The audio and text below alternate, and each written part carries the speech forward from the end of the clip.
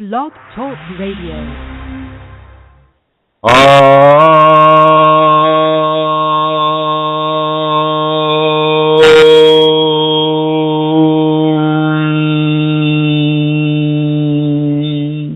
Hello everyone, this is Chrism and I would like to invite you to this conversation about your Kundalini awakening experience or experiences, and I'm just going to go ahead and launch right into it.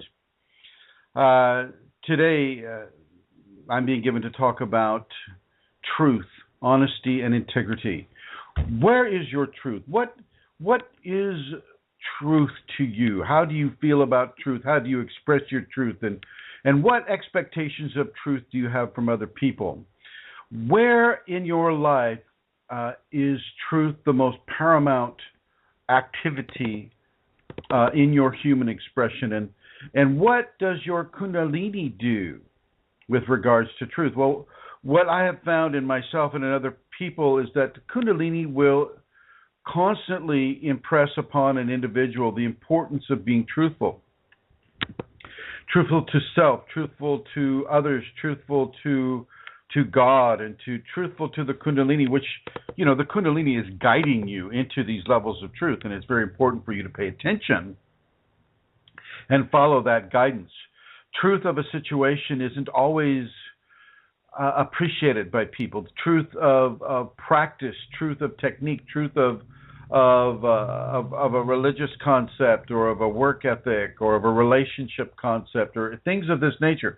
Truth comes in many, many forms, and truth, like love, has many, many facets to it. It's not just as easy as, well, it's a truth or it's a lie, because different scenarios exist within different concepts of different societies about what truth is. What's true to a person living in a desert won't necessarily be true to a person that's living in a tropical zone.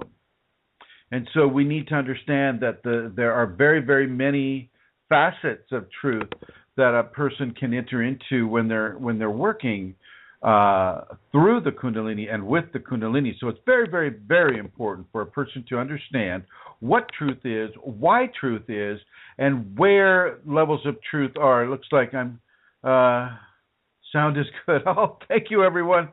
Thank you for that kindness of the sound check. So yeah.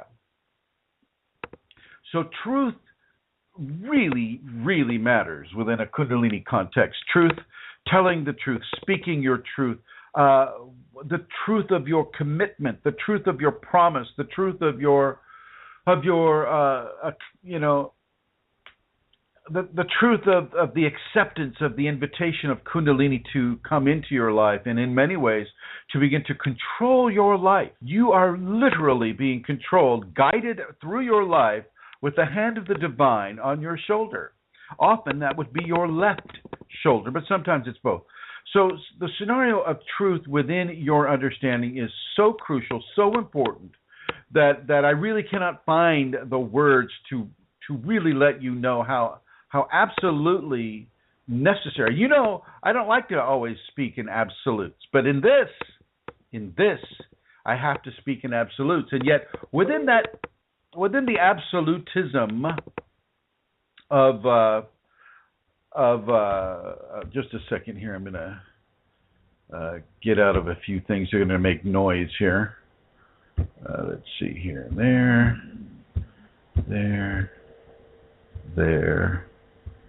and there, and back to us. Yes, within the absolutism that I'm speaking of with regards to truth, and at the same time I'm mentioning the plurality of truth, through the many different facets of truth, and the many different societal interpretations of what truth is. Truth to an Aborigine may not be the same as truth to a person living in downtown London right now. And so it's very, very important for you to find the level of truth that your society represents and to stick to that truth. And your Kundalini will tell you and guide you what is appropriate and what is not. Within the Kundalini itself, Kundalini is a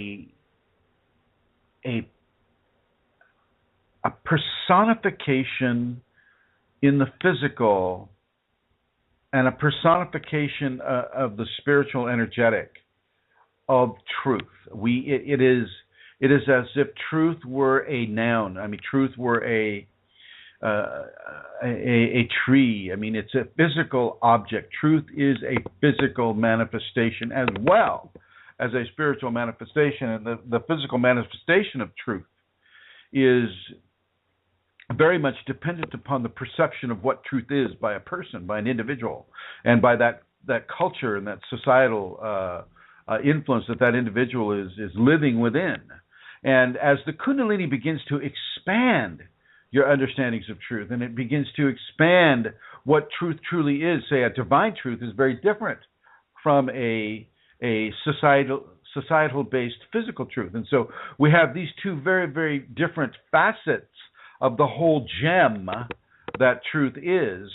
But at this point, within the Kundalini continuum, that diamond of truth is the Kundalini, and it's the facets of truthful manifestation upon this world that represent the many diversities of truth on this world and within humanity, not just on this world, but on other worlds as well. And so it's hugely of paramount importance that a person begins to really, really follow their truth. And as you follow the truth, you really begin to understand what it is to have integrity of truth. And integrity of truth is truthfulness. What you say is how you're being honest about what you say. You're being honest about your commitments. You're being honest about the agreements that you make, and you know, you don't allow yourself to break those commitments, or to break that promise, or to break that agreement, to break that privacy, simply because it would be convenient for the ego to do so. You don't get to do that within the Kundalini. Kundalini will tell you. Kundalini will make you feel what it is when you break those commitments. And and so truth is not so elastic between the individual and the Kundalini. Truth has many facets.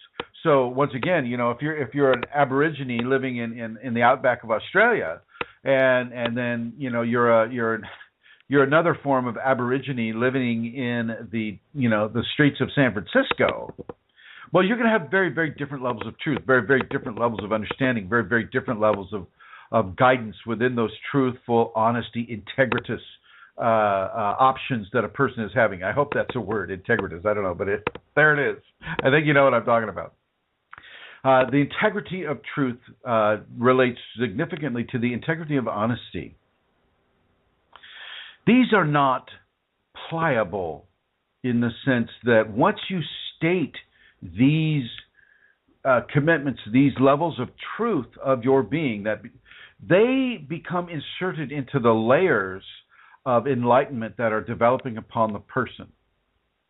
And it's very, very important for a person to understand that these layers of enlightenment are like layers of muscle tissue that are on your arms and your legs and your face and your neck and your head and your back and your quads and your calves. Layers of truth actuate layers of enlightenment. Layers of enlightenment are the new body of the Kundalini energy that we're living inside right now. It's very, very important to keep your commitments, even if it's hard. If you have made a commitment that says that you will do this practice and you will do it for the rest of your life, well, hello! Your Kundalini just heard that. And if you've said it more than once, say you've said it as a mantra, or you said it as a continuing statement throughout your life, even if it's not something that you're saying because, say, a teacher told you to say it, or a book, a sacred book told you to say it, or society told you to say it, even if it's something you've just been saying to yourself, that is a commitment. That is a commitment of truth that your Kundalini is listening to and hearing you. It's hearing you. It's feeling you. It knows the level of commitment that you have put into this. And it has a direct effect upon your energetic layering and the levels of enlightenment and Kundalini that are going to come to you. You don't want to put your ego in charge of your commitments. You don't want to put external entities in charge of your commitments. You don't want to let fear control your commitments. You don't want to let confusion or anxiety or sleep deprivation or, any of the, anger, sadness. You don't want to let those infect the commitments that you're making to Kundalini. And Kundalini encompasses pretty much all of the commitments you make in your life. You must be constantly aware that the Kundalini is constantly within you, constantly working with you, constantly hearing you and guiding you and teaching you, providing for you. And yes, if you're feeling sad, and yes, if you're feeling anxious and angry or frightened, there are reasons for that. These are perfect opportunities for you to go right to your Kundalini and find out what the lesson is. Truth and honesty and integrity are the most important factors in your Kundalini awakening experience, and you must adhere to them. And I don't care if it goes outside of societal agreement. As I've said before, many of the teachings that I'm given to give to people step far outside of what is appropriate for society. And so let's say if I give you, a teaching that steps far outside the appropriateness of society, and you decide one day that Chrism is just an idiot and he's not going to follow him anymore, and you decide to abrogate that agreement between myself, yourself, and your Kundalini and my Kundalini, not a lot of good is going to come from that. Not a lot of good is going to. I have to say that almost all of my teachings will fall outside of some level of societal acceptability in the world. I get a lot of heat from people in India because, I'm divulging, and, it's really interesting. They feel that I'm divulging sacred information that only exists within their sacred books and their sacred practices that they've held, silent and secret for centuries, thousands of years. And here this American, and worse yet, this Californian American is spilling the beans on the internet. Oh my God, OMG. And so I get threats from them, and I get a lot of hate mail from them because they think that I have somehow once been a practitioner of their belief system, and now I've just I have abrogated all of the agreements that they think that I have made, because they cannot envision that the Kundalini itself would give me this information without me ever having practiced that religion or studied that technique or that system. Kundalini controls the expression of your truth, but it adheres to its own commitment within you. You don't just get to throw away the book when you've made agreements that are written in that book and you've repeated those agreements over and over and over. Those agreements they stand fast. Now, if the Kundalini, say, expands those agreements, those truths within you, well then, of course, the Kundalini will, the dominant position. But you must be sure that it is of the Kundalini and not something else that may be plugging in, trying to make you think it's Kundalini.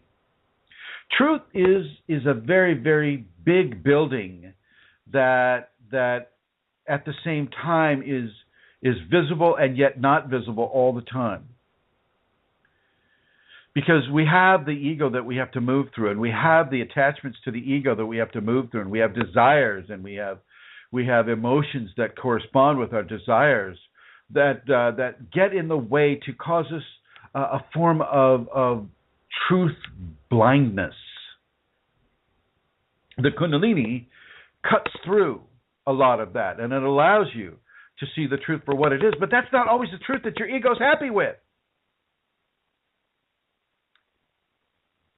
And at the same time, you still must adhere to that truth.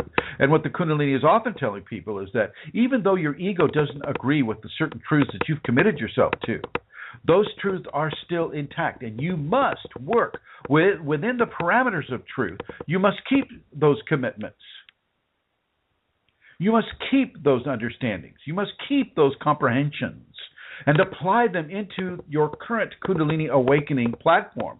And the Kundalini is very, very expansive, and so of course a person can do that. A person can bring those levels of commitment, those levels of agreement, those levels of comprehension into a greater context.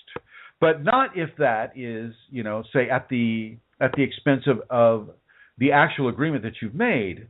If you've agreed to if person A has agreed to person B that they're never going to tell about a certain technique or a certain understanding, that it remains sacred within them and strongly sacred within them, well, that's not a commitment that's going to be, that is okay to corrupt, because person A has grown tired of person B.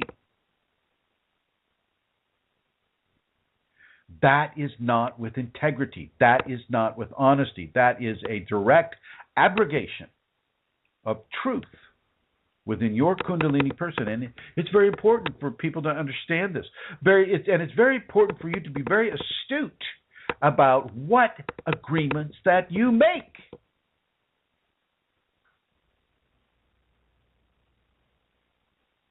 Agreements carry karma with them. Good karma, bad karma, but they carry karma with them, and the potential for massive infusions of karma, depending on whether or not those agreements are kept, those comprehensions are understood, and that truth is revered. You want to really understand this. Kundalini is all about truth. It is the truth of our divine nature, and so, within our divine nature, which encompasses our physical natures, our emotional natures, our psychological natures, our mental natures. The Kundalini encompasses these natures, and so truth becomes a commitment for all of the human expression, not just parts of it, and not just parts that the ego are happy with.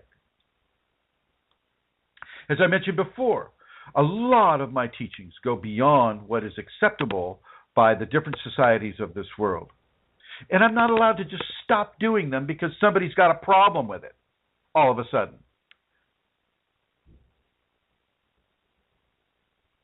Kundalini doesn't really conform itself to the politically correct contemporary societal ideology of how it wants to bring itself into expression in this world in any specific individual. Does it the way it wants to, and it will guide its teachers to do it the way it wants to do it, regardless of their social standing or social position. And it includes, once again, all the 5 bodies of human expression. The physical and everything that has to do with the physical. The circulatory system, the respiratory system, the anatomical system, the skeletal system, the muscular system, the neural systems. Everything from the tactility of your skin to the reproductive organs, to the organs of speech and hearing. Kundalini encompasses all of the physical and also all of the mental. How you feel about yourself, how you think about others, how are you able to follow logic, how are you able to go into creative functions, how you're able to use your senses to say have a depth of perception or a depth of tactility, or how you're able to figure out how to do arithmetic or play a musical instrument, things of this nature. And it'll also incorporate itself into the emotional. How do you feel about playing that musical instrument? How do you feel about what it is you're seeing, hearing, touching, feeling, tasting, smelling? How do you feel about these things? And it will come into the emotional system, and it will begin to augment those. And within all of these augmentations, it will be guiding the person towards honesty, truth, integrity, and the balance and the manifestation of that in their lives. And when I say balance, I mean, okay, I am let's say I am the Aborigine in the Amazon rainforest right now. Okay, and I know that I have to hunt, and I know that I have to find food, and I know that I have to honor the plants. I know that I feel all the different varieties of psychological, emotional, mental input from the jungle. I know how to not step on that poisonous snake. I know how to do these things, and I must honor the Kundalini in me as it guides me through the jungle, where it wants me to go, and what it wants me to eat. It's kind of like you and I walking through a supermarket, except it's a lot fresher, far more sushi than we could ever have. So it's very, very important that you find the balance that the Kundalini is pushing you towards within the truth of your society, but even outside of the truth of your society. In the United States, we're a very, very diverse population, and one of the founding themes of the United States was to have religious freedom.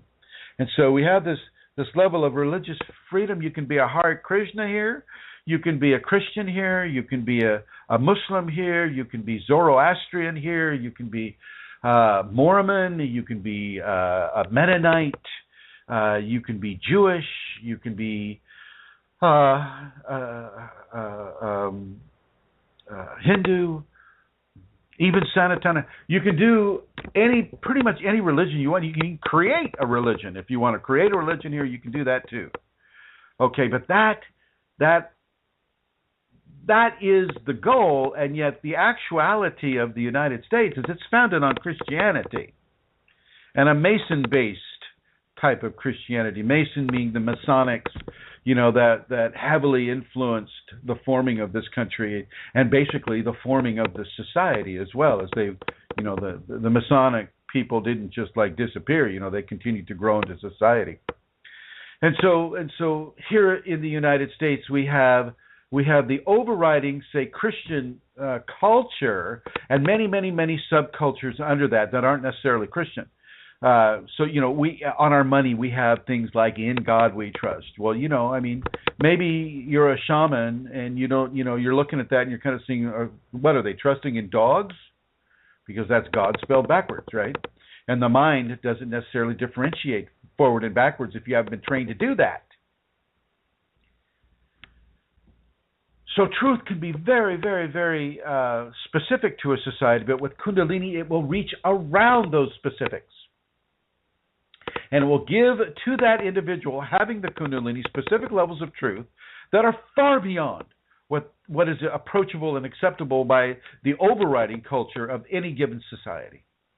And so how do you, as a Kundalini person, handle that? What if it goes directly against the dominant religious culture within the country that you live in or the society that you live in? How do you deal with that? And in some cases in this world, if you go against the religious culture that controls that society, you're dead. Life is over. In some places, they'll bury you to your shoulders in dirt with your hands tied behind your back, and they'll throw heavy rocks at your head.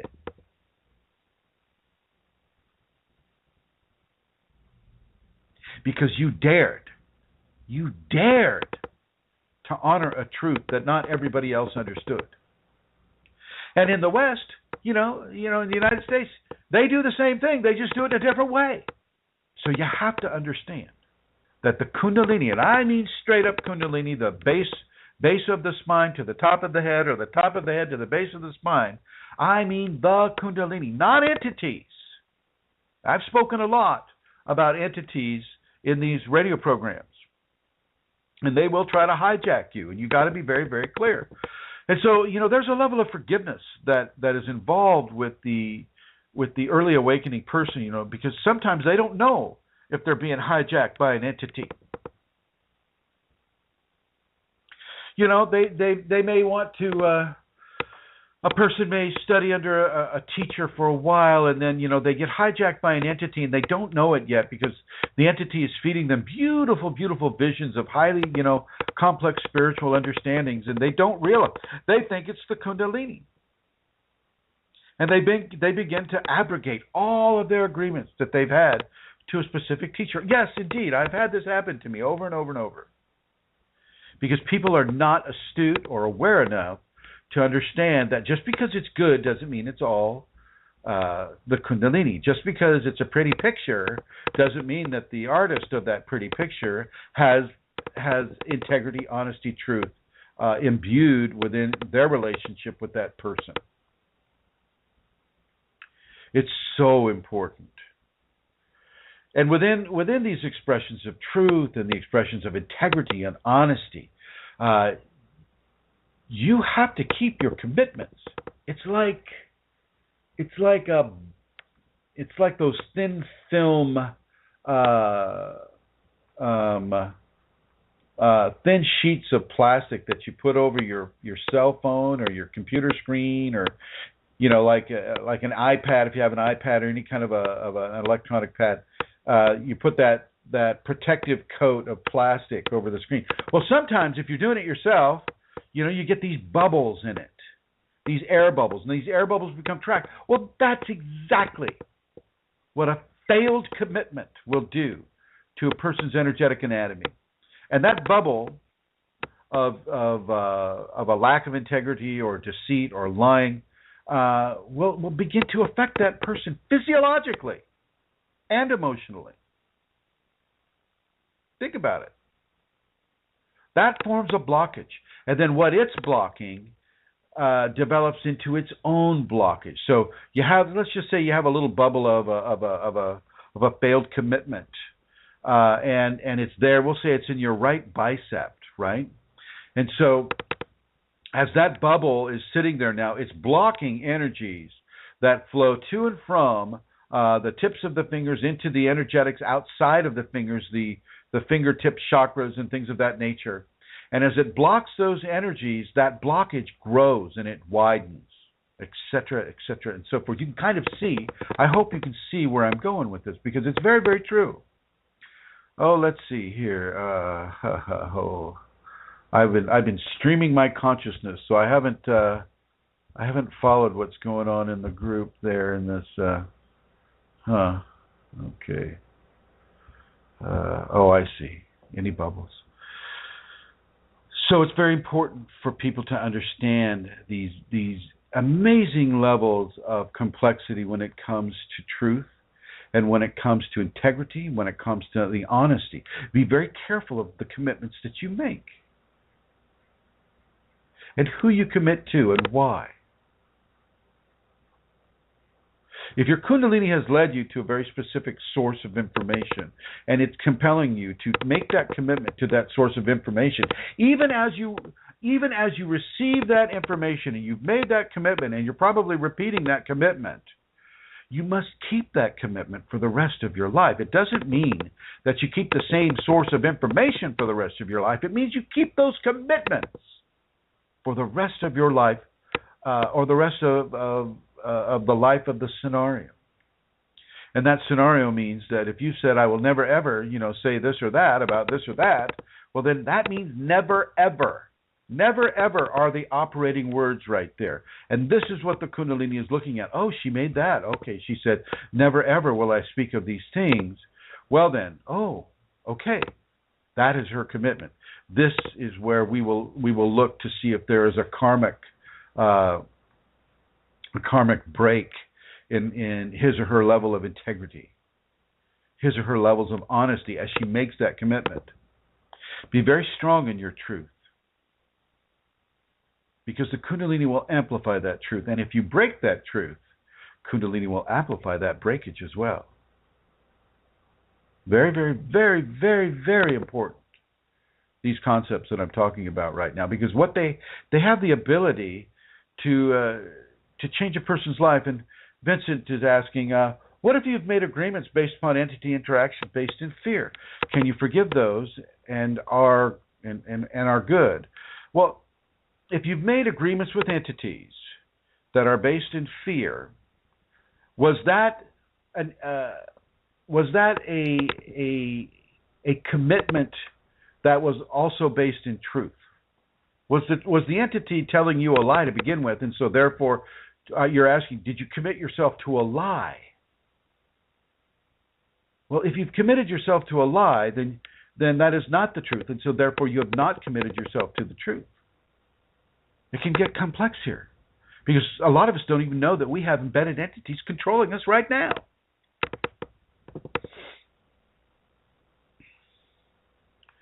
And Vincent continues, he says, the entity told me, do you surrender? And if it isn't the Kundalini, and I kind of made this caveat a while back, if it's not of the Kundalini, then it is not of truth. And if it's not of truth, then it is not something that is binding you. Okay, it's not something that is binding you. And I don't care what the entity says after that. You know, the entities will typically, they'll try to make a person think that they're God. I am God. And you hear this booming voice inside your head, and nobody's speaking, but you hear this booming voice inside your head. I am God, and you will obey me in all things. And because you're maybe new in the Kundalini and you've never heard of telepathic communication before, so this is new, and the entity's taking advantage of that, and well, you will definitely say, I obey you, God, and I will do anything that you tell me to do. And, you know, and there you go, right off to the psych ward. So, yeah, you're not bound by this. You must discern that it's Kundalini sent. Kundalini is truth. The exogenous factors, or the outside factors that will try to trick you into thinking that they're Kundalini, these you do not need to commit to. These do, and if you're inside of a false commitment that you know is false and that you have received no goodness from, and that, you know, it is a lie, well, you don't need to commit yourself to a lie, because that's just not truthful. That is dishonest.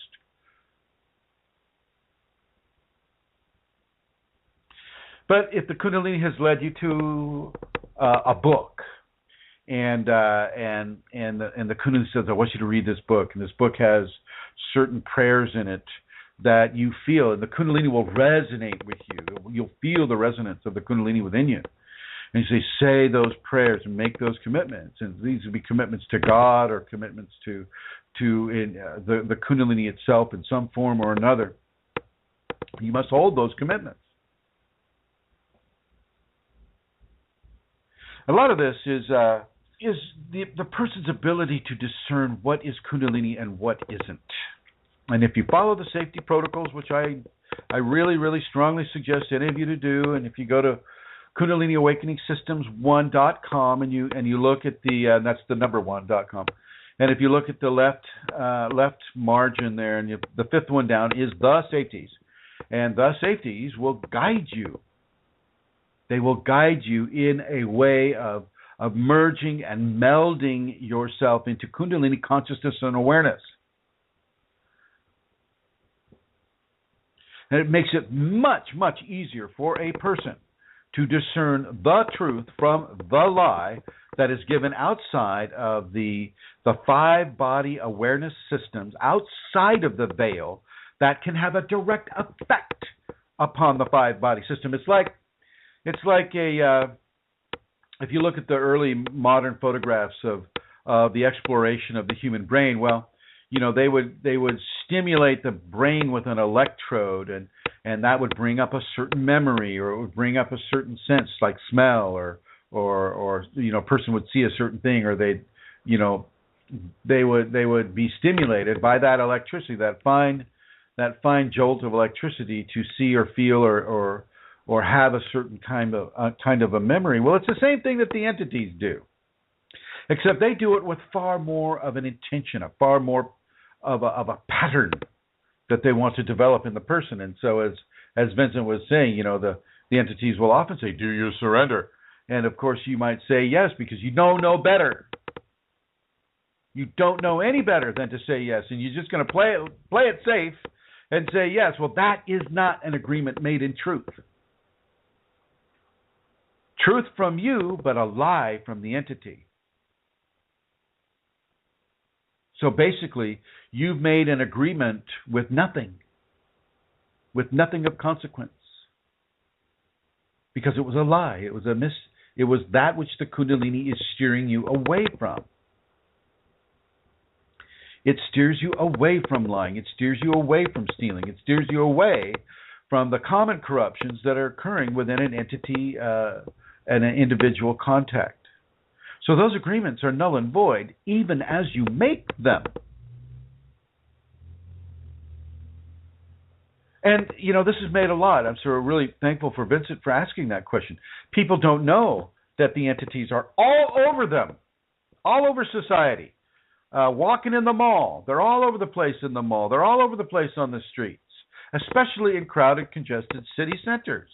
Even here in Santa Rosa, California, you've got 2 malls here. And so, you walk through those malls and you're just festooned with entities. And they're not just on the ground. They're not all bipedal. They're flying around too.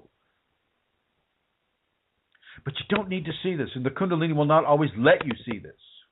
It will not always let you see this because it knows the negative impact that it would have on you. And you need to gain a certain level of understanding before you can see these things. And even if that has been pushed, say the person is like, taking a bunch of hallucinogens and trying to do the third eye opening, which so many people in India are really after right now. You open the third eye prematurely and wow, what you see and what happens to you within the agreements that are made by you simply viewing an entity, a discarnate entity. Well, those agreements, those are true agreements because you're truthfully seeing them, and because of the truth of that visual, they're truthfully seeing you, and that is a truth, and that is not to be abrogated. Now, you can shut it down in certain ways, but you'll always have that memory. You'll always have that memory. And so it's very, very, very important for you to do your best. If you're listening to this broadcast, if you're listening to this information right now, go to the website, copy the safety protocols on a piece of paper and read them to yourself and practice those protocols. Do not allow yourself to wander around blindly following, this new age thing or that religious thing or that scientific thing or that societal thing. Just go straight to the source. The Kundalini wrote those safeties. They wrote them, and they wrote them for you. It's very important for you to understand the levels of truth, honesty, and integrity that are imbued within a person who is activated by Kundalini and awakened by Kundalini, but also those who are attracted to the activation. For those of you who want to come into the Kundalini, that feel they're being called into the Kundalini, you may be having out-of-body experiences right now, which are very much a precursor event to having activated Kundalini, and then from activated to awakened Kundalini.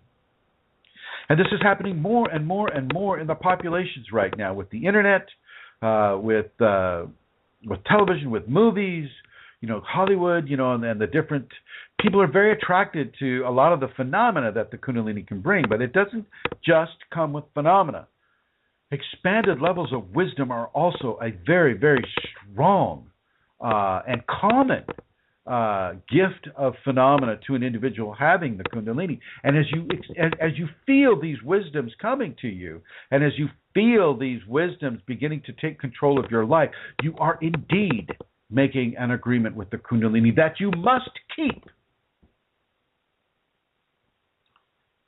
That you must keep. And as I've said in other programs, the Kundalini doesn't leave you just because your corporeal body has passed away. It follows you after death. It is a permanent part of your soul anatomy forever and ever. And so that commitment that you've made as you've awakened your Kundalini here on this world, and as you pass into the next world, that Kundalini is with you. That divine imprint is with you upon your soul. And if you incarnate again, and many of you will, when you incarnate again, that Kundalini will also incarnate with you. You'll always have it. You won't always know what it is, though. I mean, you still, if you incarnate again, you still have to make that agreement to go through the veil of forgetfulness so that you can meet your karma honesty, with honesty and with integrity and through direct experience.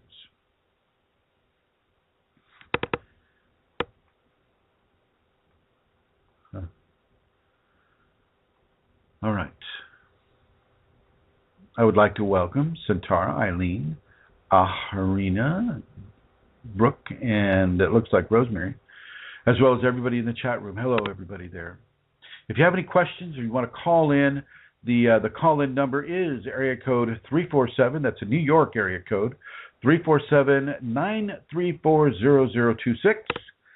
Feel free to call in. Her Holiness Santara will pick up the phone and she will put you in line. And if you have any question whatsoever and you're on the chat room, my eyes are open now, able to read what you're writing. Okay. Integrity. Do you mean what you say? Do you say what you mean? Have you made an agreement with your Kundalini that says, I will do this, this, or that. I will follow truth. I will follow love. I will follow forgiveness. Well, are you forgiving? Are you loving? And are you truthful? At all times. How much of your day is involved with being truthful, with being loving,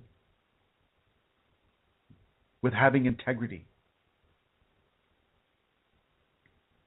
And because the Kundalini is inside you and within you all the time, what little slip up do you think that she's okay with? When you walk away from a restaurant table, do you leave a tip? If it's that kind of a restaurant where that waitress or waiter, that's helping to them to live their life and to meet their karma and to add their very, very special imprintation upon this world and the vibratory energies of this world. Do you leave them a tip or do you stiff them? And is it okay with you, and why? Is it okay for you to not notice that homeless person sitting on the side of the road? Is it okay? Is that all right?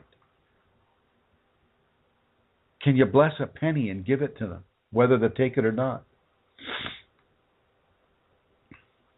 Can you feed a senior citizen that's in line behind you?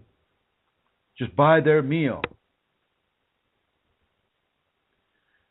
And tell the person that's taken the order not to tell them who did it. Let them trust in the providence of humanity. Where do you think you're allowed to slip up? Well, let me tell you, you can slip up in some of these areas because of entity infestation. If you're still listening to the entities, if you're not practicing the safeties and you're not doing your discernments, the entities can corrupt you in some way. And those mistakes are allowed. You're allowed to make mistakes. You just want to self-correct. You don't want to make the same mistakes over and over and over. And this leads us right into integrity. Do you have integrity? Do you have a relationship that has integrity with your Kundalini? Regardless of the amount of entities that are surrounding you, regardless of your marital status, regardless of the problems that may be besieging you, your work is failing you. You have to start looking for another job. Your marriage is failing. You have to start dividing up your assets. The many different things that are happening to a person that are difficult and mind-consuming. Well, does that impact the integrity that you have made with your Kundalini?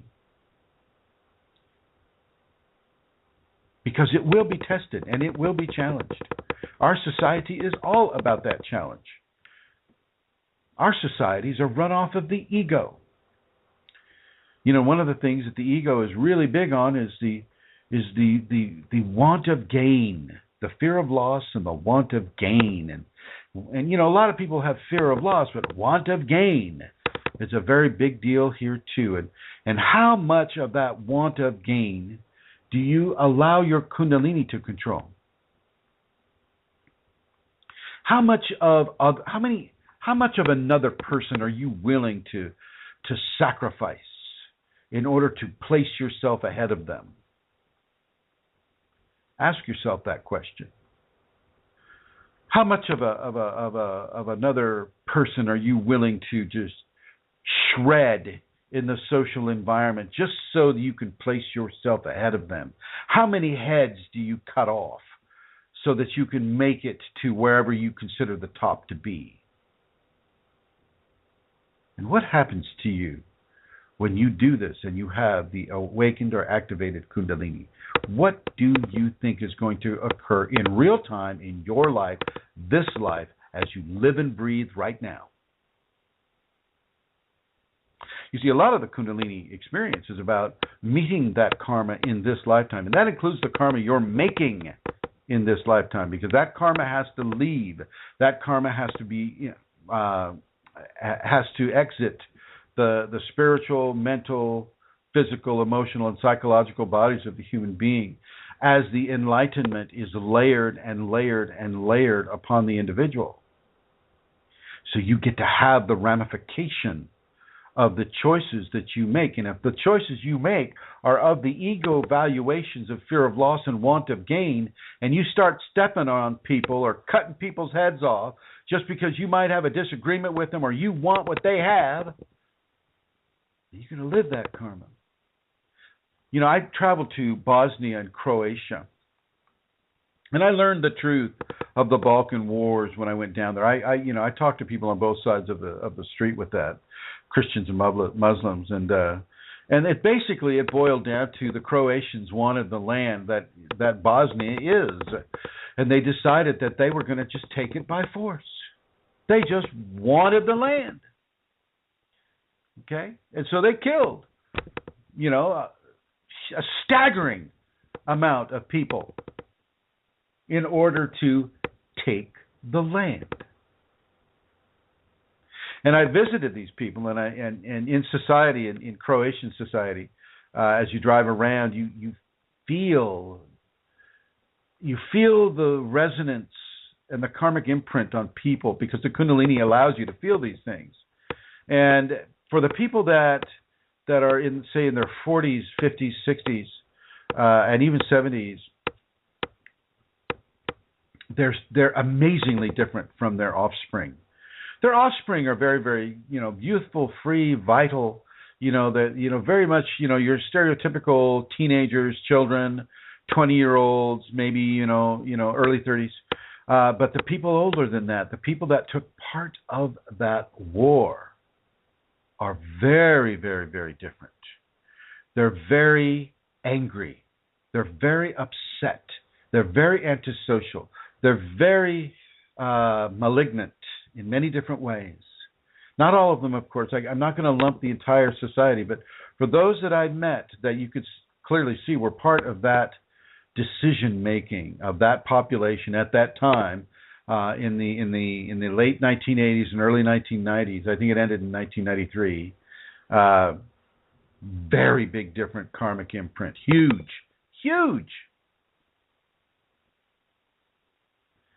And for a Kundalini person, you're feeling that. You feel that full on, and you're kind of blown away by it. Both Magdalene and I, we were just like, "Oh, whoa, what was that?"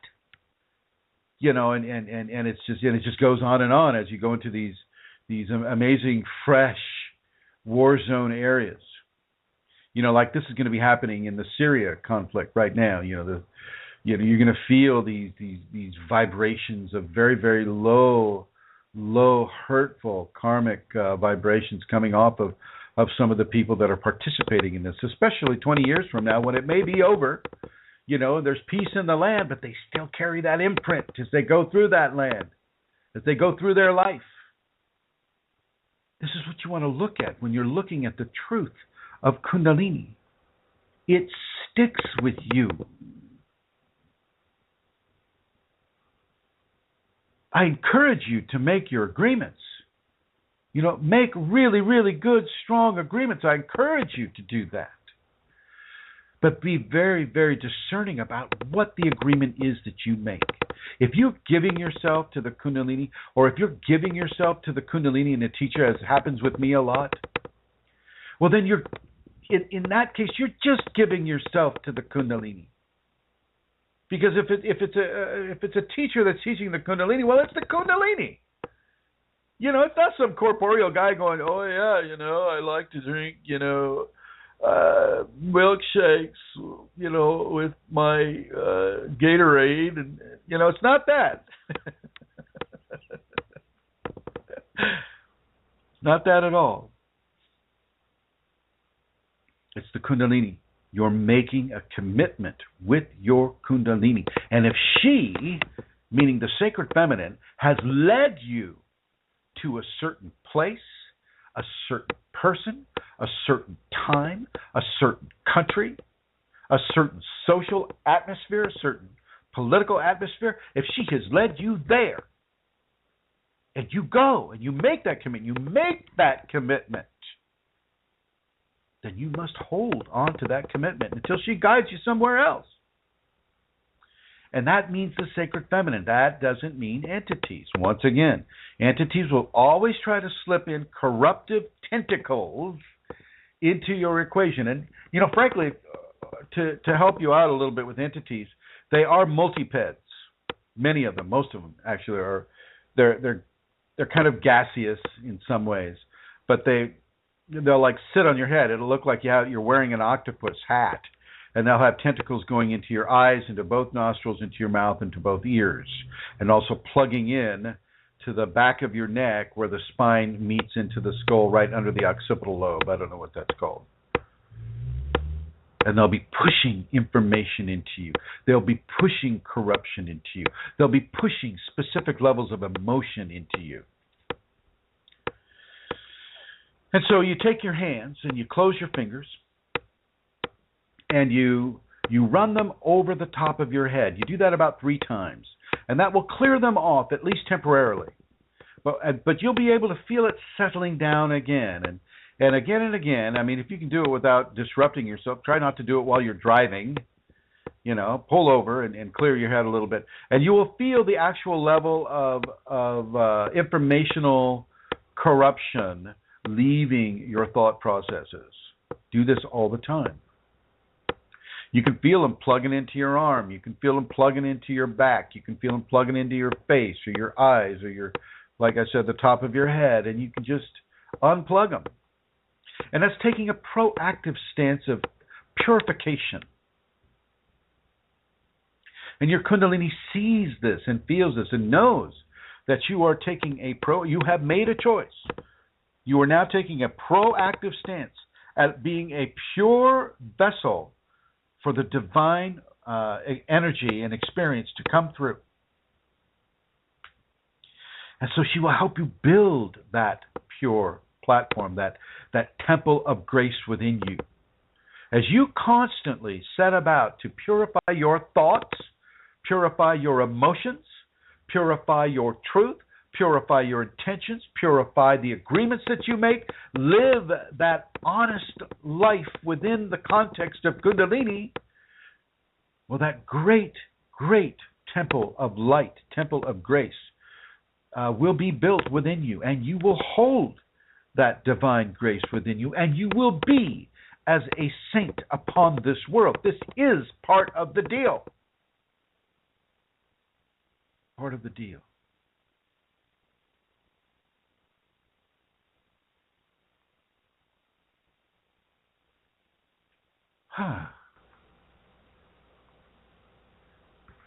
I'm going to invite Rose. Actually, I'm going to invite Santara to come back into the kitchen and from wherever she is. She's probably cleaning or something. Are you there? Hello? Hello? I'm here. I'm here. How are you doing, my dear? Oh, I'm doing well. I'm thankful for this film. Everything is just thinking of. Oh, I'm losing your voice, hon. I'm losing you. Oh, okay. Let me do a test. Can you hear me? Yeah, I can hear you now. Do you have any announcements that you'd like to make? Sure. I will make an announcement where people can go to make a donation to Kunalini Awakening System and to support the work that Chrism does. you can go to www.ascension-kundalini.blogspot.com. And on the upper right-hand corner, you will see that donate button. There is another blog spot you can go to that's a little bit easier to remember. It's chrism-kundalini.blogspot.com. And again, there is a donate button there. I think that one is on the left-hand side, but it does the same thing. So if you're in a position to make a donation, that would be very gratefully received. It certainly helps. So thank you very much. And that's the only announcement I have at this time, Chrism. Thank you, my dear. Thank you very much. Put you into the Shiva Blue. And I'm going to come on over to Rosemary here. Hello, Rosemary. Do you have any announcements? Yes, I do, Chrism. Thank you for asking. First announcement is to local Minnesotans listening that I still have some opportunities to show the film, the Kundalini film. That's a documentary and very helpful, as people tell me, as I know myself also. And all of that is in preparation for the seminar here in Minnesota, November 14th and 15th at the Best Western, where we have been the last two times, and they know us, and they're happy to have us there. It is, again, November 14th and 15th. More information from me readily available just by calling 651-452-3161 or 651-329-9615. And I'd be delighted to share with you more about that seminar. And Chrism will be here the week before giving some talks around the cities and maybe a little further too this time. So for those in town, it's something to look forward to. Thank you, Chrism. Thank you very much, Rosemary. Thank you very much.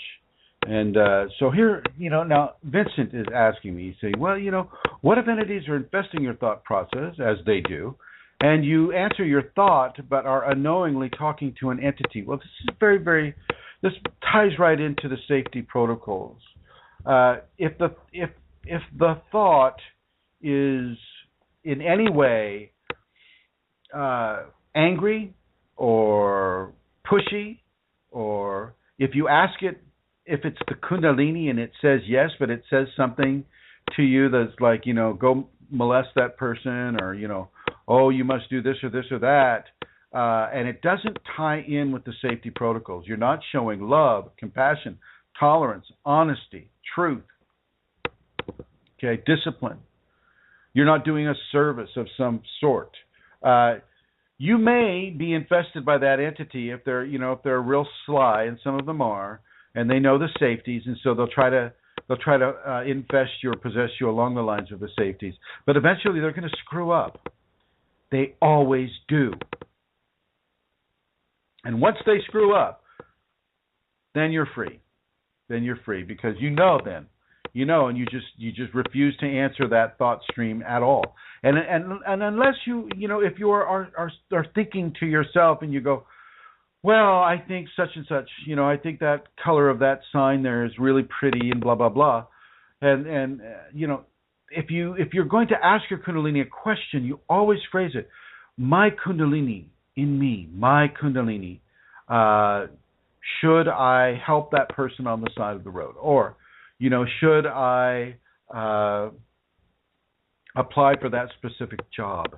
And based upon the answer that you receive, if it feels, it will have a very certain quality to it that will immediately feel trustworthy to you. You'll get a warmth in your chest, or you'll get a vibration in your spine, or a tingly sensation in your tailbone. You might even have tingles just kind of going up your spine. Many, many different phenomena. You can trust that more. But a lot of this is really, the Kundalini is teaching you how to discern an entity from itself. And in many ways, it can be a very, very subtle discernment, especially in the beginning. Especially in the beginning, which you haven't really thought about, having your mind hijacked by an external consciousness. And so you don't really know that, oh my gosh, I just always thought it was the way my hair was laying on my head. I didn't realize there was a squid or an octopus or something sitting on my head trying to control me. And this is very, very, very true. And so you're learning to discern. You're having mindfulness about what quality of thought you're having and why you're having that thought. And it's very important for you to practice this and to really, really, in real life, go through your life and think about the source of the thought that you're having. Think about the source of the thought that you're having and learn how to control your thoughts, which will lead you to learn how to control your feelings so that you're not having some entity begin to manipulate your emotional body and give you feelings that are not yours.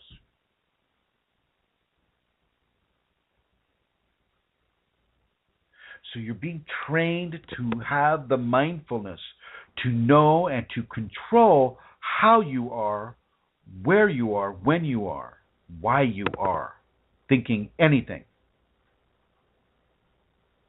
And the Kundalini should always be paramount in your mind. The truth of the goddess, the truth of love, the truth of honesty, the truth of service, the truth of tolerance, the truth of patience, the truth of your commitments, the truth of your integrity. These are the barometers of entity infestation, of egoic, the control of the ego. These qualities that you should be expressing all the time are the barometers of where you are within your Kundalini and where you are within an entity controlling your Kundalini or controlling your choices, or your own ego controlling your choices. Remember, fear of loss and want of gain is basically the catchphrase for ego control. So if you're fearing a loss of something, you're fearing a loss of a material or money or whatever, that's of the ego. If you're wanting gain, if you're wanting to cut off somebody else, to hurt somebody else in order for you to have personal gain, well, that's of the ego as well. And the entities will try to tie in to the fear of loss and want of gain aspect of your equation. And so you have to be very, very, very astute about how you think, what you think.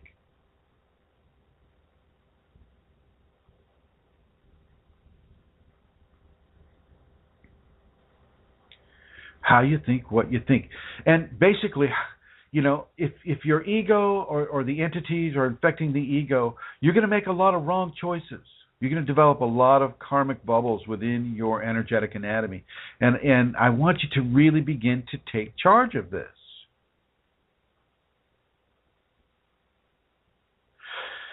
You can meet a lot of karma by doing the practice of the safeties. You can meet a lot of it by being charitable and being service-oriented and helping other people. Perhaps helping other people in a way that is diametrically opposed to how you may have committed a karmic offense in the first place. If you're working with a teacher or you're working with a sacred organization or a sacred book or whatever it is, and the teachings, you're no longer participating in those teachings, but you still keep them sacred. You keep them silent. Well, you're still within your integrity. You're still within your honesty. You're still within your truth. I take a lot of chances teaching people the way. I get death threats because I follow the Kundalini and I allow myself to be put out there, and I commit teachings that are very, very, very, very taboo oriented or restricted by the dominant cultures and societies in this world. And if you all of a sudden grow tired of Chrism as a teacher, and then you start, shouting and screaming out, "Oh my God, he had me do this and he had me do that." Well, that is such a lack of honesty, a lack of integrity. You agreed to do all of these things. You're never forced to do that. You're never coerced into doing anything. You make specific agreements. And if you decide to go on your own for whatever reason, and you start, it doesn't obliterate your agreements. It doesn't obliterate your integrity. You do that by letting your ego take over. By being so open and so available to people in this world, I'm allowed to help many, many, many people in this world go through this process. And as I've mentioned before, this process is only going to be increasing in the populations. It's not going to decrease. It's going to increase. And people need to be able to stay out of the psych ward. They need to be able to stay out of fear. They need to be able to stay within strong levels of truth, productivity, happiness, joy, bliss, grace. They don't need to be saddled with somebody else's ego opinion because they decided to fall off the trail. They decided to take a diversion, around the mountain instead of going up the mountain. They decided to go into ego aggrandizement. And as I've said, this happens to me all the time. I just haven't spoken of it so directly before. Well, I'm speaking directly of it now. Everything you're hearing on any of these radio shows is sacred information. I haven't asked you for a commitment, not even one time have I asked you for a commitment to keep it sacred to yourself, to not share it with other people. I share all these teachings. This is a public radio station. This goes out to anybody and everybody who can come in and listen. But some teachings aren't that way. Some teachings must remain private for the safety of the individual.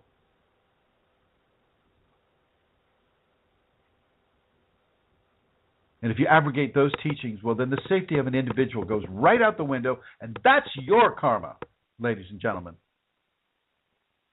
That's your karma. And that can be a heavy burden.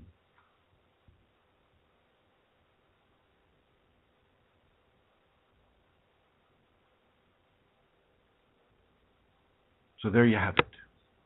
There you have it.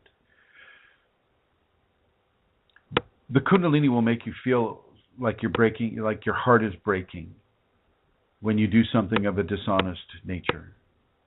When you're not doing something that is virtuous within the understandings of what Kundalini considers virtuous to mean. And so all of a sudden you might steal something. Let's just say you steal something. Or let's say you sacrifice somebody's career in order to use them as a stepping stone for your own. Ouch. That will register as a very, very strong breaking of the heart. Extremely strong.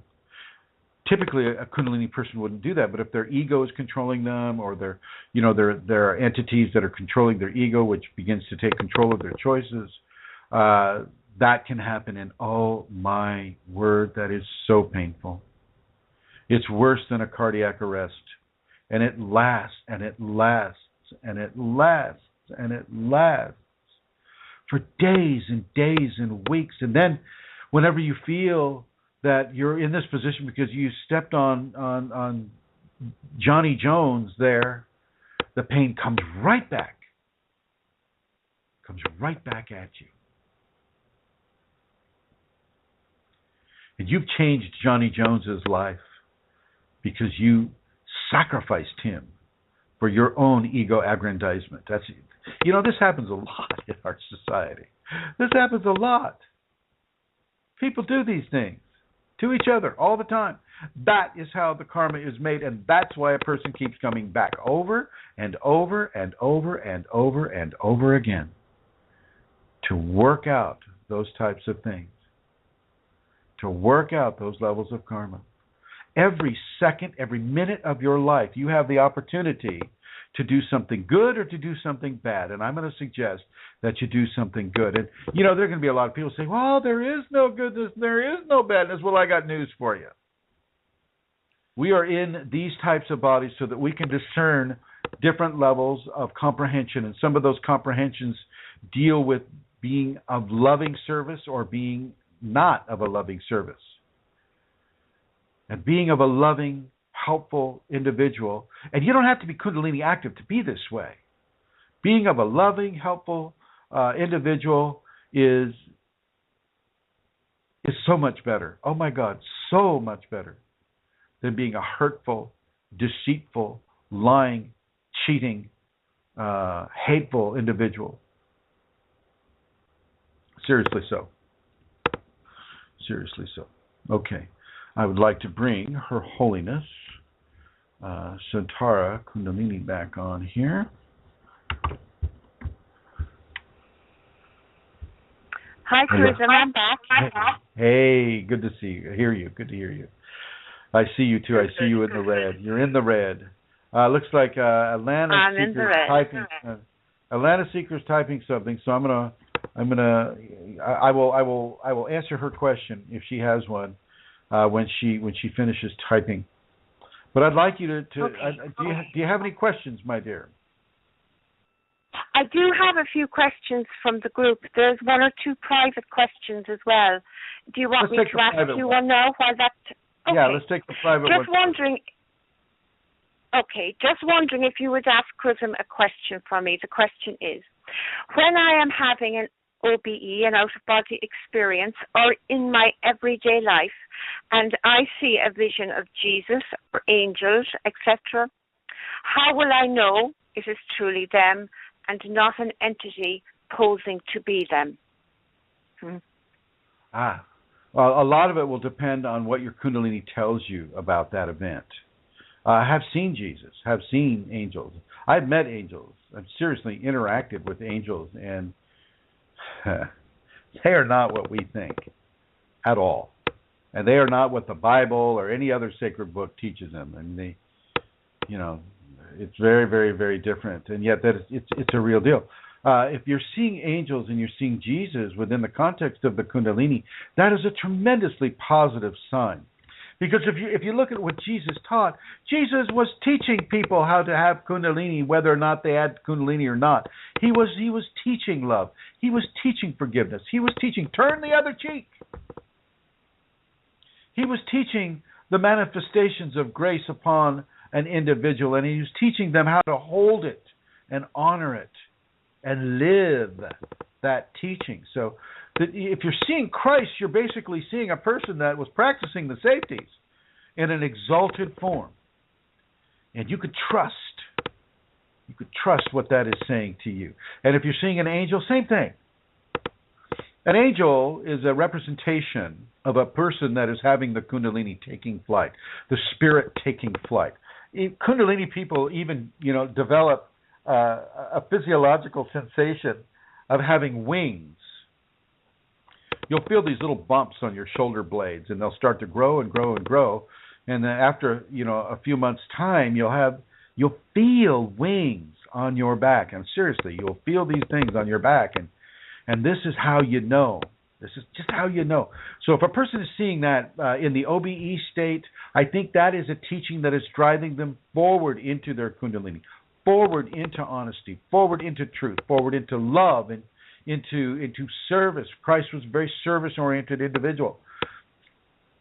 Very, very positive event in a person's life. And so I would suggest that person thank the Kundalini and thank Christ for his appearance in their life, and to thank those angels as well. Gratitude is a big deal inside of the Kundalini awakening. Gratitude to grace, gratitude to the divine. And it's this gratitude that can really help you stay within your integrity, stay within the honesty of your commitments, and stay within the honesty of your trust and surrender to the divine. Now, let's see. Atlanta Seekers is asking a question here. Let me bring it over here. If you are receiving death threats, that is an evil entity. I don't think someone who is sincerely on a spiritual path would do that, even if they think that you should not be. Well, you know what? I mean, this is absolutely true. I don't disagree with you at all. Atlanta Seekers sharing some of this information with the general public. A great film about Jesus' secret Kundalini teaching, and she gives me a link to that. That is an evil entity. And this world is full of evil entities. And, this in many ways, the parts of this world are hell realms. Syria right now is a hell realm. Okay? So there are evil entities here. And evil entities can sometimes do what they can do. And they can turn people away from the truth. They can cause people to shoot up a movie theater, or they can cause people to shoot up a school. Whether that, whatever that person is connected to, or whatever the individuals, or organizations that are, that these people are connected to, doesn't matter. It is being done. People are dying. People are dying. So this stuff does happen on this world. And don't think that just because I'm telling the truth that I'm not allowed to have harm caused to me.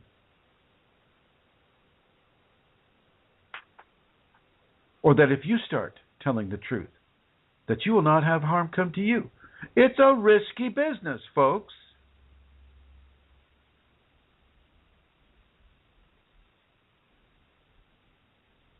It's a risky business. Now let me scroll up here a little bit more, Amelia. Yeah, okay. Next question, my dear. Okay. I would like you to ask Chrism why Kundalini rising is so feared if it is bringing us to enlightenment.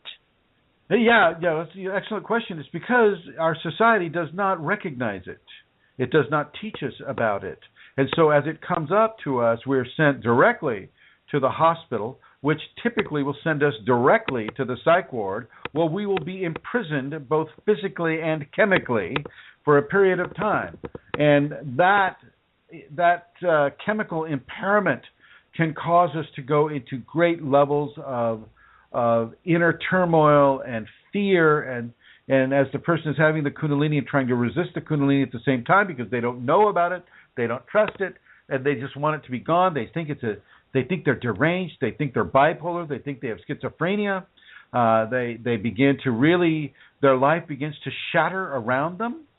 They can no longer work. They can no longer drive. They can no longer take care of themselves. And the chemicals on top of that make it even harder. So in our world, in the Western world especially, and even in India, where the word, the Sanskrit word, comes from the Sanskriti people, that's a dead society now, but that's modern Hinduism sprang from that. Even in India right now, they have no clear understanding about Kundalini. They get lost in their religious belief systems, or expectations from praying to this god, praying to the sacred feminine, and then going out and raping a woman on a bus in the same day. Think about it. So even in societies that are a little bit more enlightened than others, there's not a clear understanding or a willingness to understand or to move above the animalistic nature of law of the jungle. They're not willing to move beyond that. And the people that have the Kundalini inside that, wow, it's like being dropped in the middle of the ocean, a stormy sea. It can be rough at first. It can be very, very difficult. It was for me too. So that's the Kundalini will allow that to occur simply because it must insert itself into society, and it knows that the person that it's occurring to, if they begin to really focus on the love and the grace and the beauty and the joy and the service and the honesty and the trust and the truth, they will go well. And the Kundalini will guide that individual. I got guided. I'd walk into a bookstore and I would have books fall off the shelf. Okay, I would have dreams that gave me very, very specific guidance. Sure, I was homeless for 12 years, and every day I would ask myself, is this a good day to die?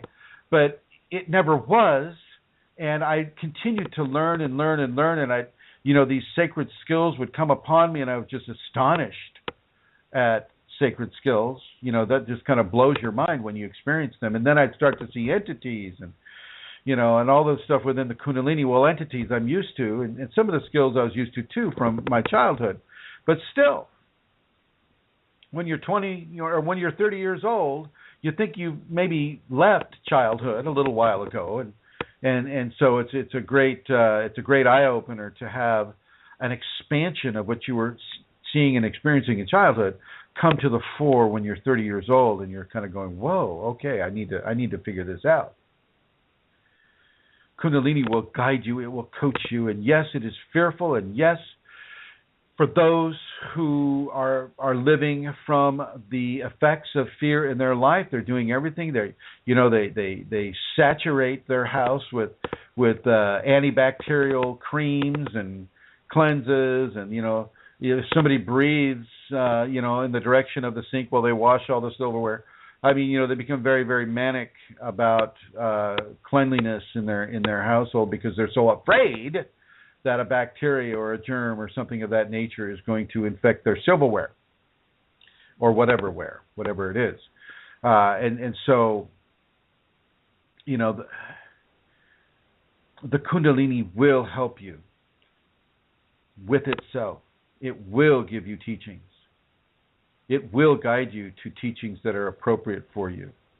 It will guide the individual, but it is a scary, frightening prospect in a person's life simply because of the lack of knowledge and the lack of understanding that exists within it in our society. Over, Centauri. Thank you, Chrism. Next question. I enjoy listening most weeks, Santara, and this is my first time writing to ask a question. Would you please ask Chrism, what is my soul?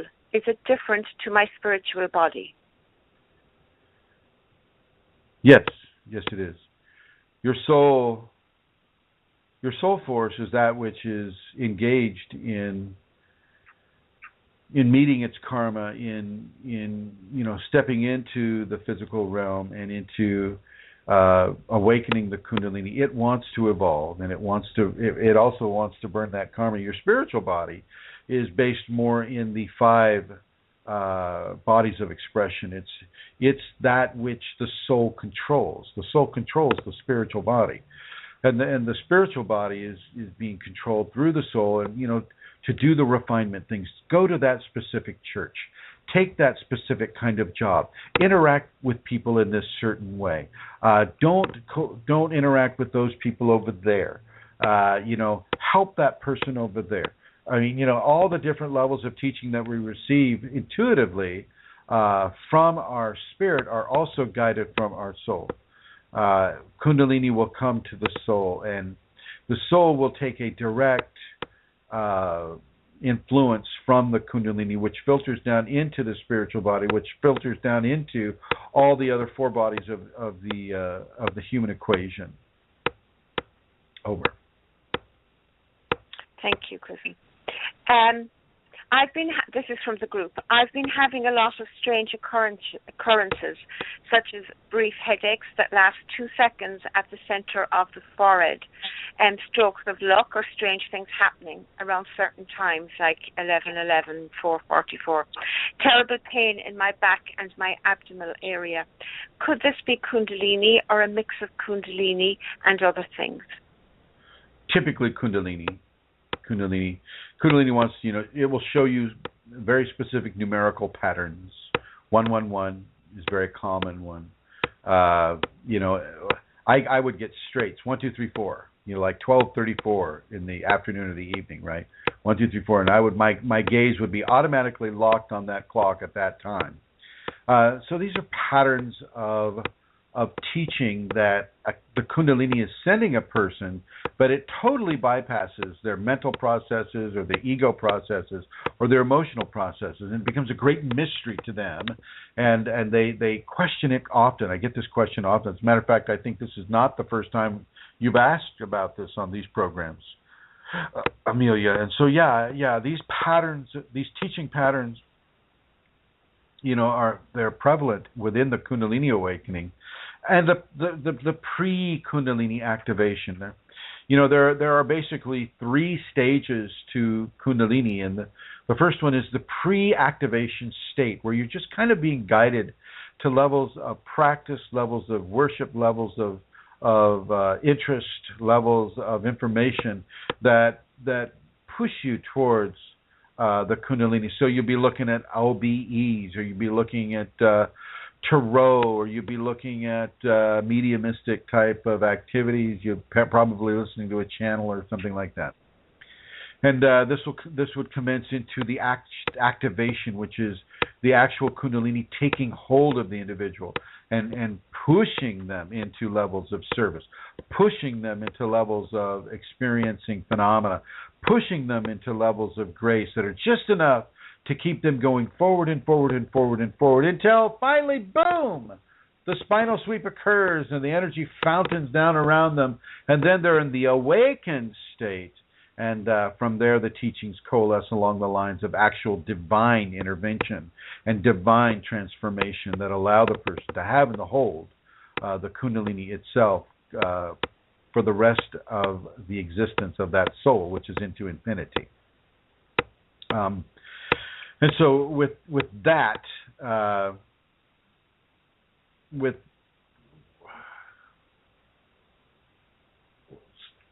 can you ask the question again? What was that? Oh, I have to scroll.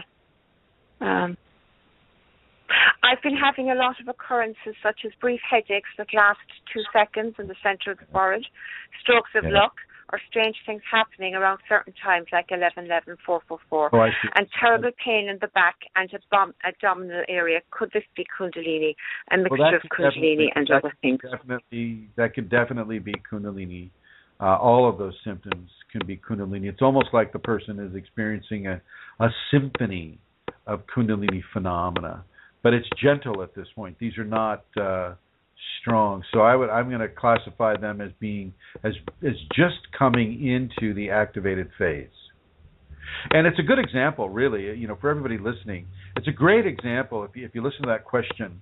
The numerical evaluations are coming in 111, 123, 444, things of that nature, and they're setting up a curiosity about specific patterns at the same time that the person's having lower abdominal pain, having a very fast pain in the headache, having strokes of luck when they see these numbers, and the Kundalini is really beginning to capture their attention and to bring them into levels of being able to access and integrate specific teachings and rewarding that person for identifying those patterns and experiencing them, having the thoughts, that they even were able to come into the thought that, oh, could this be the Kundalini? Yeah, to even be able to ask that question. Is it reason enough for the Kundalini to reward them as having a stroke of luck in some way? Over. Thank you, Chrism. Now, this is a long one, but I want to read it all, so I'll begin. I have been just researching information on the opening of the heart. Just a second, my dear. Thank you and I apologize for interrupting. And then Seeker says, what is the reason you do not recommend listening to Hemisync at night? Because you fall asleep, and it's just a waste of time. Not all the time. You won't fall asleep all the time, but you'll fall asleep typically. And even Robert Monroe, who developed Hemisync, told people to do it in the daytime. So that's the reason why I do not recommend listening to the Hemisync at night. Please continue, Centaur. Okay. I have just been researching information on the opening of the heart chakra after an experience I had just weeks before the activating of Kundalini. But my experience didn't seem to fit the descriptions of an opening. It was a very similar experience I had to the Kundalini activation in the root chakra. During meditation, my heart expanded until it burst into glorious particles which spread throughout my body, and I had a connection to the top of my head with immense feelings of love and gratitude for the divine. While researching, I came across one of Chrism's articles that discusses the Kundalini heart chakra activation. It says that the activation is different from a heart chakra orgasm, but doesn't go into much detail. I hadn't heard of either of these before this point. Would you be able to clarify whether this sounds like an activation from the heart chakra, or an opening of the heart chakra, or an orgasm of the heart chakra? Thank you very much. The obliterate, or the particulation of the heart, simply, and as it went up, I mean, she didn't mention, or he didn't mention anything about the lower chakras being affected by that heart chakra experience that they had. This person is basically talking about it going from the heart and then up, and that to me is a heart. That would be kind of a heart orgasm. Yeah, that's a heart orgasm, and that can lead to an activation, though. And that can lead to an activation, and if the person is willing to go with it, it should affect the lower chakras too. It's almost all activations of the Kundalini are like check marks. It starts at the divine center of the human, which is the heart, and then a signal is sent to the base of the spine. Now, if a person has lower chakra activity or pelvic pain in the lower areas, that just means that a constant level of signal is being sent to the first chakra, and is stimulating the pelvic girdle to open and the pelvic girdle to expand, and that is what can cause some of that lower back pain for an individual. And so it's like a check mark, as the heart chakra, having that very special brain that Greg Braden speaks of, having that very special brain, as it sends that signal down to the first chakra, beginning to open the cathedral of the Kundalini at the base of the spine. Well, when that cathedral opens up enough, boom, that energy will go from the heart to the lower cathedral and straight up through the top of the head, forming this very vertical check mark. And that may be, people should be able to understand it from that standpoint. What this person had, though, I think was a heart orgasm. A heart orgasm that really can lead them into a heart activation if they work the safeties. Now, if they were to have that happen to them, and then do the 5 Tibetans, and to do the forgivenesses and the tolerances and the trust and sincerity and truth, and make commitments to the Kundalini to do that, wow, that is an activation sequence right there in and of itself. Over. Thank you. Next question. Do the safeties keep the kriyas from happening, the spontaneous spastic movements, or do they actually encourage it? I have done the safeties twice today. I felt a lot leaving me, actually, during the compression prayer. But then suddenly I went into a triangular head pose, my two hands together on my crown, with a rush of energy going up, I think. And so will I experience more of this through doing the safeties, I think? She's asking. So they're asking if the safeties encourage movement from the chakras or shut them down? Well, the first thing is, do the safeties keep the kriyas from happening, or do they actually encourage it? The person did the safeties today twice. Okay, I got it. They will encourage. Okay. They will encourage the kriyas. I'm going to repeat that again. They will encourage kriyas.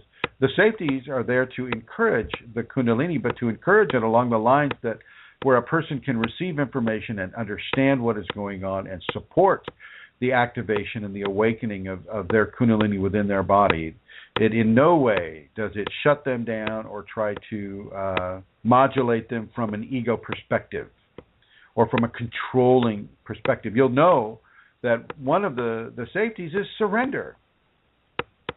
Surrendering to the Kundalini. Surrendering is very, very important. And so, as you read the safeties again, I would suggest that person read the safeties at least 3 more times, and to really begin to take in what all the different concepts are that make up the safety protocols, and to really remember that surrendering to the Kundalini is a way of non-control over the Kundalini, allowing the Kundalini to have complete freedom as it manifests its way through the various bodies of the individual, the channels of the individual. And so it will free it up. And as a matter of fact, the practice of the safeties twice a day is really good. And I want to commend that individual for practicing twice a day and having the triangular pose go up on the crown and having the energetics flow towards that triangular pose. Perfect. That's exactly what the Kundalini would have a person do. Matter of fact, that happens to me all the time. And I think I've seen it happen with other people. You just kind of go right into that position, and the flow goes. If the flows will follow your Kundalini's intention. Okay, the flow will follow that, and as you practice the safeties, your intention is galvanized with the Kundalini's intention. Okay, and that makes a singularity of intention, and that goes right in with what we've been talking about here. It's just like, if you're making that intention, then you're making an agreement. If you're making that agreement, then it is up to you to hold your end of the deal, and holding your end of the deal is your integrity of truth, your integrity of commitment, the honesty of your truth and the honesty of your commitment to the Kundalini. Over. Okay.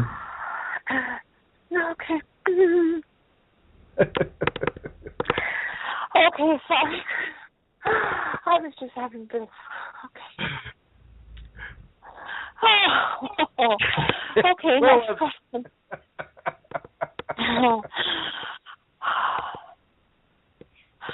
Okay. How can I tell how far my Kundalini has risen is the next question. Wait, say again? How can I tell how far my Kundalini has risen? Oh, well. I know. Kundalini is often, it's like a thermometer. It'll if you're looking at spinal infusion, you can actually feel the Kundalini raise up to a certain chakra, and then it'll come down. Then it'll raise up to another chakra, and it'll stay there for a while. Then it might lower itself or raise itself to a higher chakra. I mean, what you can do is you can figure out how your mindset is changing, how your response to the Kundalini is changing. You can feel that, you can figure that, you can work with that and allow that to control you. As you allow that level of infusion to control you, then you can feel where you are within the Kundalini. But there's, I'm not like some of these other Kundalini teachers that form numerical valuation to levels of Kundalini. I don't think the divine is really open to being weighed and measured in such scientific ways. And I know there are a couple of teachers out there that do that, but I don't do that. And I don't do muscle testing either, just so you know. People's ego are so strong, it's like, oh gosh, Really?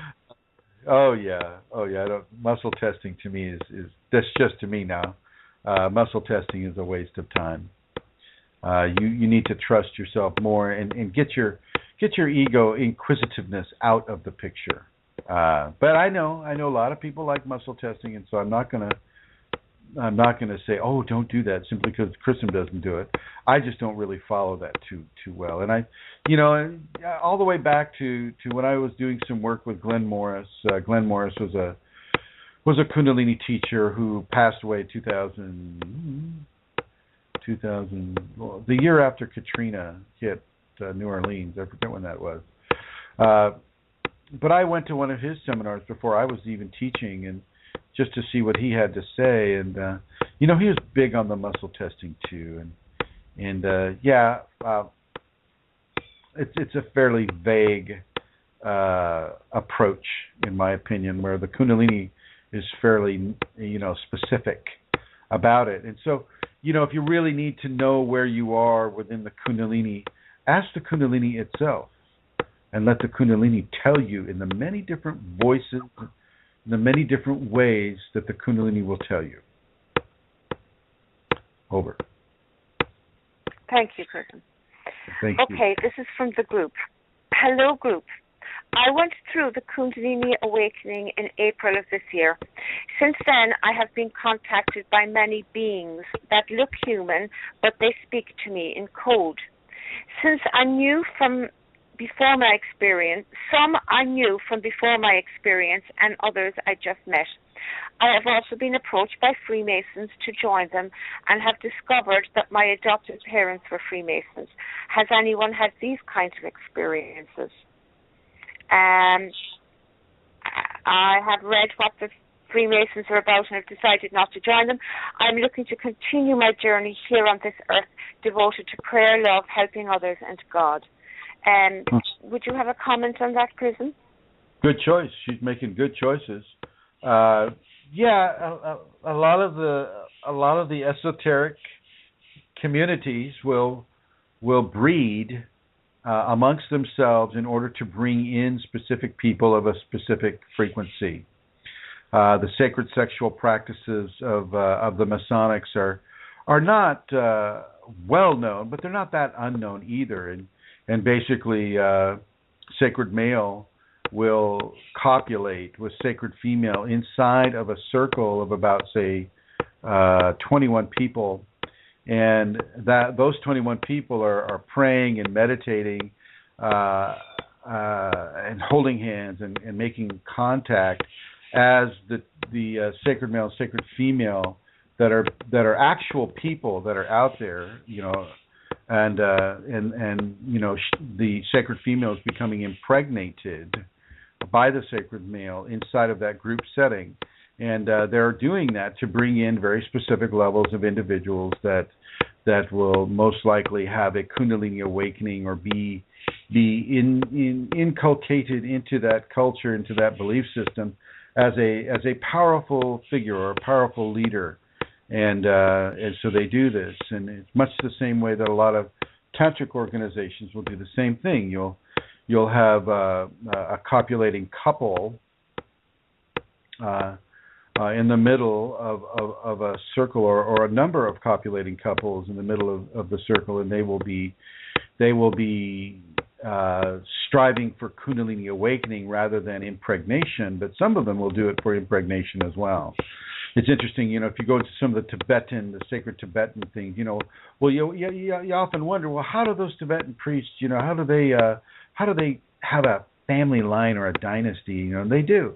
Well, they invite very, very specific women into the back portions of the Tibetan school there, where they're supposed to be practicing celibacy, but they bring these women in and they impregnate them. And some of these people are high-level lamas that will impregnate the women and cause them to have a child.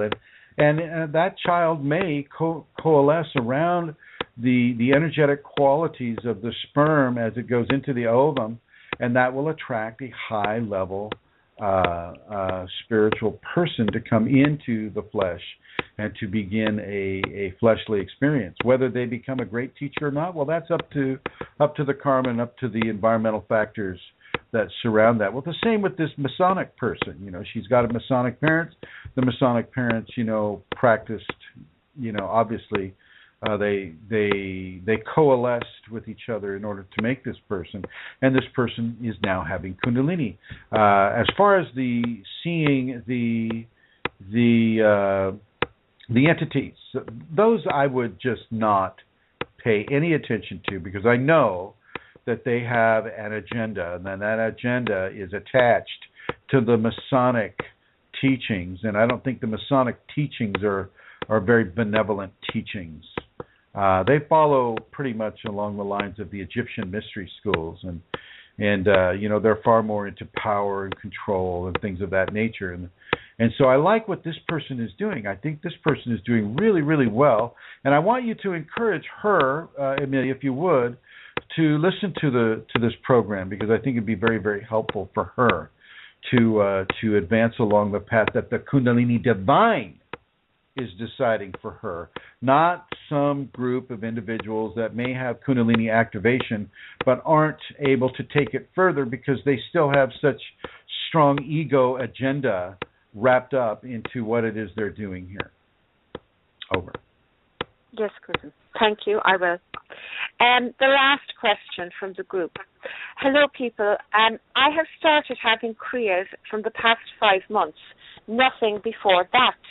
I have experienced spontaneous yogic postures, vocalizations of various sounds, and other physical kriyas since then. I haven't experienced any energy in my spine or visions. Yet after searching the net, I assumed it to be pranasana. Am I pronouncing that correctly? Sure. Pranasana. But 2 days back, due to intense rubbing on my forehead during kriya, I got a skin split due to heat in the center of the forehead. I have read somewhere that Kundalini never causes harm. Now I'm confused. Is it Kundalini? Is it pranasana or something else? And why this forehead skin split? After this, I had almost negligible kriyas since. Thank you. Okay. All right. Pranasana is basically what I was talking about earlier. Is like the pre-activation sequence for the person. After the person is activated, they kind of starting to go into kriyas. They're going into manifestations that will lead them up to spinal sweeps. This person is being directed by the Kunalini. I would say he is in the activation phase if he's having kriyas. Doesn't mean that he's going to have a full-on tactile experience. Obviously, he is pretty transfixed with phenomena right now, and he's trying to measure types of phenomena with his logical brain to try to figure out what is going on, and it's the figuring out and trying to understand that can slow the person down. At this point, he should be far more into devotion and trust. That would actually explain a lot more to him than the ego buckling down and trying to add phenomena with phenomena to equals this other phenomena. So with that individual, and the rubbing on the forehead would be as a form of the Kundalini communicating him to get out of his head. To get out of his head and get into his heart and get into surrendering to the manifestations that are occurring. And it also, the rubbing will also stimulate the sixth chakra. Although I've seen the picture that you're talking about, and that the rubbing right there is on another chakra that's between the sixth and the crown, kind of like right on the hairline, or right below the hairline where the golden helmet begins to emanate from. So yeah, this guy's being communicated to by the Kundalini, but he's still too far into his head, and he's still looking at phenomenological features as a way of discernment instead of. He should be able to recognize. I mean, if he's going into kriyas, then you're getting energetic infusion, or you're not going into the kriyas. Okay, and so I would have to look at his equation much more closely to give a strong pronouncement. But for you, Santar, you might want to tell him to specifically listen to this show as well. Yes, Chrism, I will do. So that's it. No more questions? No more questions. Okay, and Cole is asking, and please, you guys are going to make me scroll up here. Cole, does that go the other way around as well, as in trying to bring about the birth of a person that can be more easily possessed by entities? Yeah, you bet. That happens. That happens too, and that is a dark way. The interesting thing is with these organizations that do this, they like the Masons or any of the other organizations, as they're doing this, they're basically using their ego and entity infestation in order to corrupt the physical flesh. And the physical flesh will not always allow that corruption to occur. Look at this woman. Look at what she's doing, or he's doing. I don't know if it's a woman or not. I'm just feeling that. She's making other choices. She's saying, forget all that. I'm going to do it this way. So, the soul force itself also has control over what these things are and how they go. You can have your parents, they can copulate till the cows come home, and in the middle of this circle with people weaving and chanting and saying, "Oh, bring in, whatever, bring in Astarta, or bring in Ozymandias, or bring in the greatest force that will give us the greatest power, to force that we may control the way this earth works." They're all going for that, by the way. That is the want of gain aspect of the ego that is perforating, and I mean perforating, their prayers, punching holes in their prayers so that the energy falls flat. But that's what they do, and so the dark forces can also do that, Cole. Not a problem. And then Vincent has a question, and Vincent says, Chrism, when entities try to establish motor control, I find an emotion in my consciousness that feels like force, like this. Oh, yeah, I think I may have been, that's not quite sure what you're saying there, Vincent. You need to really work on the clarity of your question, my friend. But let's go with the first one first. Establish motor control. I find emotion in my consciousness that feels like force. You need to stop playing around with the entities, Vincent. Let me say it again. You need to stop playing around with the entities, Vincent. Don't let them control you. Take away the connection. Clear the top of your head like I told you to do, or suggested that you do. Clear it with both hands, wiping over your entire crown. Clear your arms the same way, by just, stroking your arm, so if they have motor control, if they're trying to establish motor control, then therefore that they're trying to establish motor control, so you don't let them establish a motor control. You don't allow it.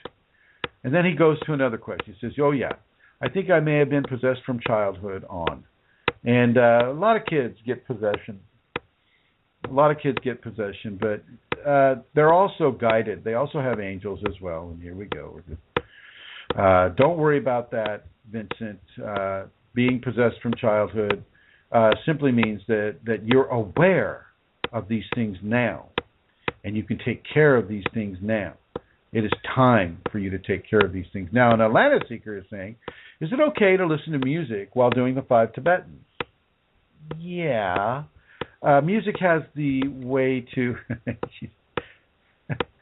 music has a way of taking you out of your body.